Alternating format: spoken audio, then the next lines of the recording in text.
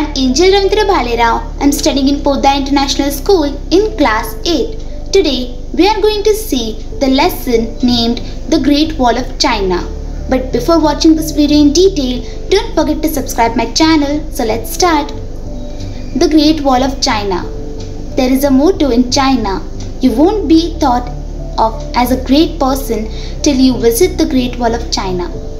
The Great Wall of China is one of the most impressive sights in the world, an awe-inspiring feat of ancient defensive architecture. It wins its way over the hilly countryside and steep mountains with a history almost as long as serpentine as its structure. Who built the Great Wall of China and why?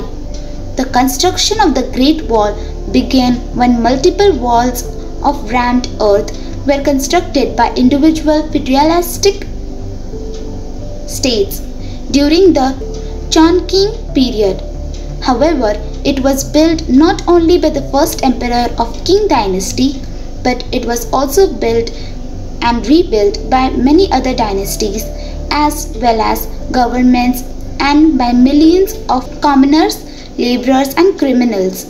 Initially, during the spring and autumn period, a duke of the Chu state was the first one to give orders to build a wall along the state borders for the protection of individual states.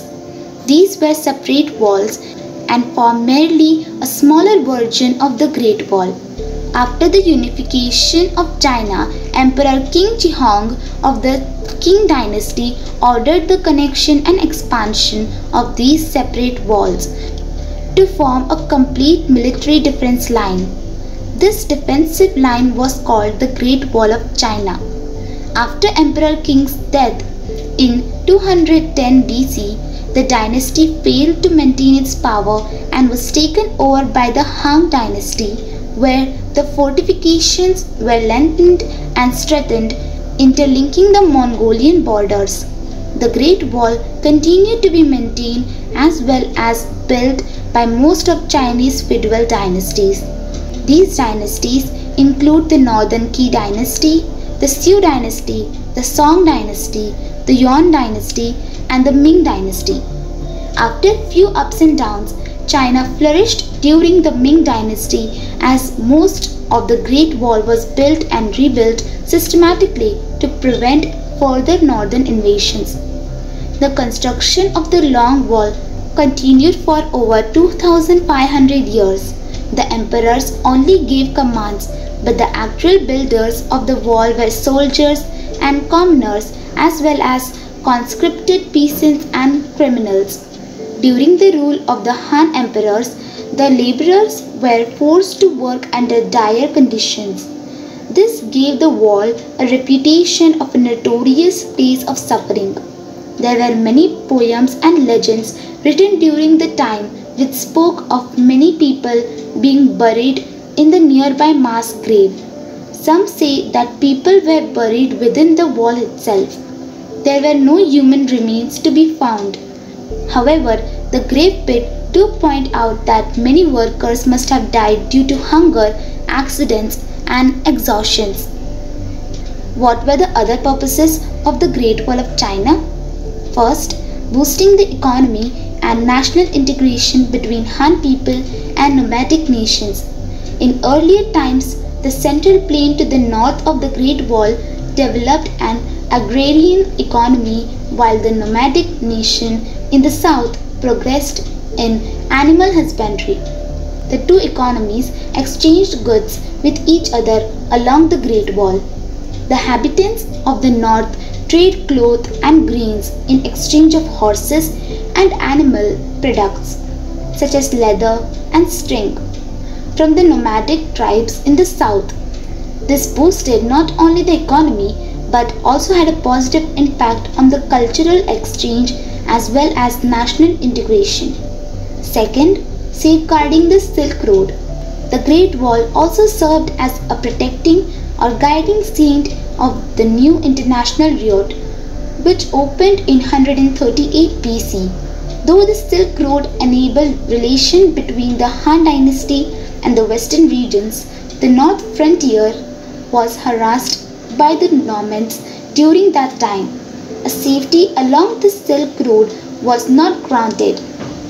The Han court thus decided to construct Great Wall sections to ensure stability and peace along the northern boundary. In this way, the Great Wall also granted normal operation of international trade along the Silk Road. The Great Wall structure, walls, watchtowers, and fortresses. The Great Wall was far more than just a wall. It was an integrated military defense system with watchtowers for surveillance, fortresses for commands, and walls for protection. Fortresses were located at intersections along the trade routes where the soldiers and horses along with ladders were stationed. These passes were topped by towers which were used to attack troop movements during battles and to watch others beyond the long wall. They were called the signal towers or watchtowers. As the name suggests, signal towers were used for military communication by using a beacon in the dark or smoke signal during daytime. Apart from these methods, firing guns, beating clappers, or raising banners were also used to communicate. The signal towers were built on hilltops for better visibility. The lower levels of the signal towers were used as rooms for soldiers and storage, and also as a sheepfolds and stables. The most essential part of the defensive system was the 23 to 26 feet high wall. These walls were built using tamped earth between wooden boards, stone and brick mixtures, or planks and pilings. Great Wall culture. The Great Wall is a potent Chinese culture icon. Its watchtowers and fortresses depict China's culture of grand projects, determined resistance and national pride. It also showcases its extravagant architecture and art. The Great Wall was granted the status of a UNESCO World Heritage Site in 1987 for being one of the largest man-made structures. The Great Wall of China was originally built to keep people out of China, but it now welcomes millions of visitors each year.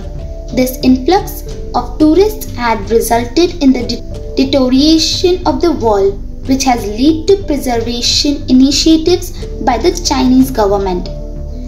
Okay friends, I hope you liked this video. If you like this video, please hit the like button, share with your friends, and if you have any suggestions for me, please write in the comment section. Bye, have a good day. Thanks for watching my video.